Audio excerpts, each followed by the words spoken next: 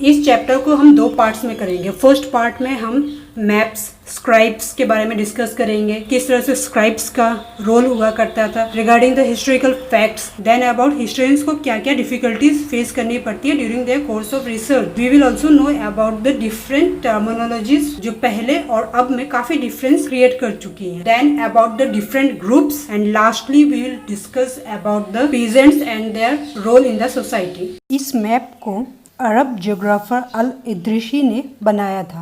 इस मैप में अल इद्रिशी ने इंडियन सब कॉन्टिनेंट को दिखाया था। इस मैप को 1720 में फ्रेंच कार्टोग्राफर ने बनाया था। मैप 1 और मैप 2 दोनों सेम एरिया के थे बट डिफरेंट थे। अल इद्रिशी के मैप में साउथ इंडिया नॉर्थ इंडिया की जगह पे है और श्रीलंका टॉप में है, और प्लेसेस के नाम अरबिक में लिखे हैं, लाइक कन्नौज जो यूपी में है।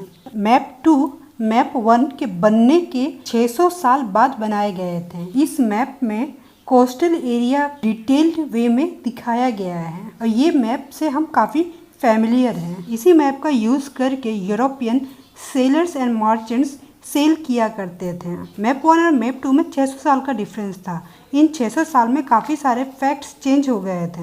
हिस्टोरियंस जब भी डॉक्यूमेंट्स, मैप्स या टेक्स्ट को पढ़ते हैं तो उन्हें काफ़ी केयरफुल स्टडी करना पड़ता है because of different historical backgrounds and context जिसमें इंफॉर्मेशन लिखी गई थी। टाइम के साथ हिस्टोरिकल रिकॉर्ड्स चेंज होते रहे हैं। For example medieval Persian modern Persian से डिफरेंट होते हैं। हिंदुस्तान आज हम इंडिया से डिनोट करते हैं, बट 13th सेंचुरी में मिनहाज ई सिराज जो कि एक पर्शियन राइटर थे, वे हिंदुस्तान को पंजाब, हरियाणा एंड गंगा यमुना वाले लैंड को डिफाइन किया करते थे जो कि पॉलिटिकली दिल्ली सल्तनत के अंडर हुआ करती थी। धीरे धीरे साउथ इंडिया भी दिल्ली सुल्तान्स के अंडर आ गई थी, बट साउथ इंडिया को हिंदुस्तान टर्म में इंक्लूड नहीं किया गया था। बाद में जब बाबर हिंदुस्तान में आए तो वे जियोग्राफिकली हिंदुस्तान को डिफाइन किए थे, like to describe the geography, the fauna and culture of the inhabitants of the subcontinent. जैसा कि हमें पता है कि हिस्टोरियंस को टर्म्स केयरफुली यूज़ करना होता है because of difference from the past. For example आज हम फॉरेनर्स उन्हें कहते हैं जो इंडियंस नहीं होते हैं, बट मेडिवल पीरियड में फॉरेनर्स उन्हें कहा जाता था जो एक से दूसरे गांव जाते और जो उस कल्चर या सोसाइटी के नहीं होते, उन्हें फॉरेनर्स कहा जाता था।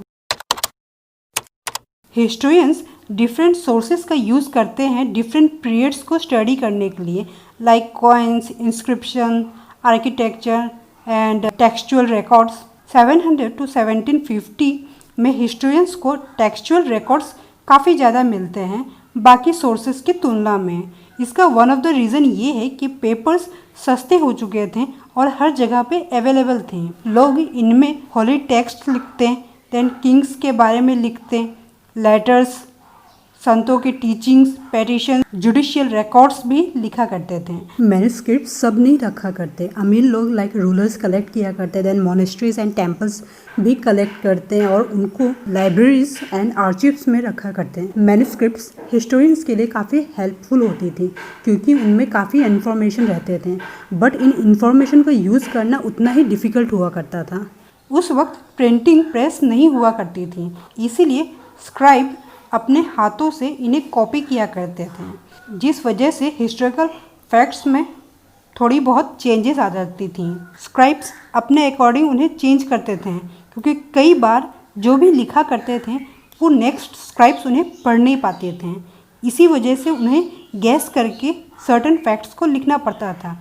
यही स्मॉल स्मॉल चेंजेस बाद में जाके एक बिग प्रॉब्लम किया करते थे बिकॉज हमें ओरिजिनल मैन्युस्क्रिप्ट्स आज तक नहीं मिला।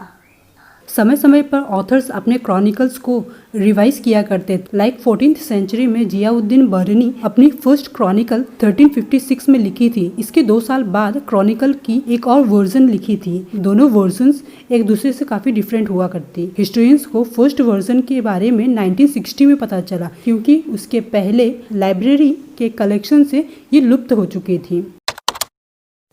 700 to 1750 दैट इज़ इन 1000 सालों की स्टडी करने में हिस्ट्रियंस को काफ़ी डिफ़िकल्टी होती है, क्योंकि इस पीरियड में काफ़ी सारे डेवलपमेंट्स और नई चीज़ें आ चुकी थी। नए टेक्नोलॉजीज़ का आगमन हो चुका था, like the Persian wheel irrigation के लिए, द स्पिनिंग व्हील वीविंग के लिए, फायर आर्म्स कॉम्बैट के लिए। नए foods and beverage subcontinent में आ चुके थे, like potatoes, corns, chillies, tea and coffee. So ये सारे डेवलपमेंट्स एंड आइडियाज़ लोगों के साथ आए थे, जिससे economic, political and social cultural changes होने लगी थी। सब कॉन्टिनेंट में काफ़ी वेल्थ होती थी, जिस वजह से फ्यूचर काफ़ी वेल सेटल्ड दिखता था। इसीलिए ग्रुप्स ऑफ पीपल एक से दूसरे जगह ट्रेवल करते थे इन सर्च ऑफ अपॉर्चुनिटी। इनमें से एक ग्रुप थी राजपूत। राजपूत राजपुत्र वर्ड से आया है, जिसका मतलब रूलर्स के पुत्र होते हैं, son of the rulers. 8th to 14th century तक जो वॉरियर्स खुद को क्षत्रिय क्लेम किया करते थे, उन्हें राजपूत कहा जाता था। इनमें से रूलर्स, चिफ्शियंस, सोल्जर्स एंड कमांडर्स होते थे, जो सब कॉन्टिनेंट के डिफरेंट राजा के आर्मीज को सर्व किया करते थे। राजपूत्स पोलाइट एंड रेस्पेक्टफुल हुआ करते थे, वे बहादुर और लॉयल भी हुआ करते थे, और राजपूतों की ये क्वालिटीज़ उनके पोएट्स ने बताई है। और भी सारे ग्रुप्स हुआ करते थे, लाइक मराठास, सिख्स, जट्स, अहम्स एंड कायस्थस, जो बाद में जाके पॉलिटिकली काफ़ी स्ट्रांग हो चुके थे।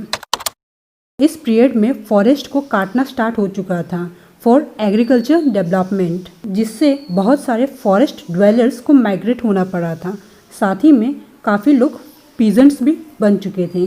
ये peasants regional markets, chieftains, priest, monasteries and temples के इन्फ्लुएंस में आ चुके थे, और धीरे धीरे सोसाइटी के एक बड़े भाग का पार्ट बन चुके थे। उन्हें टैक्स पे करना पड़ता था, लोकल लॉर्ड्स को अपने गुड्स एंड सर्विस भी ऑफर करना पड़ता।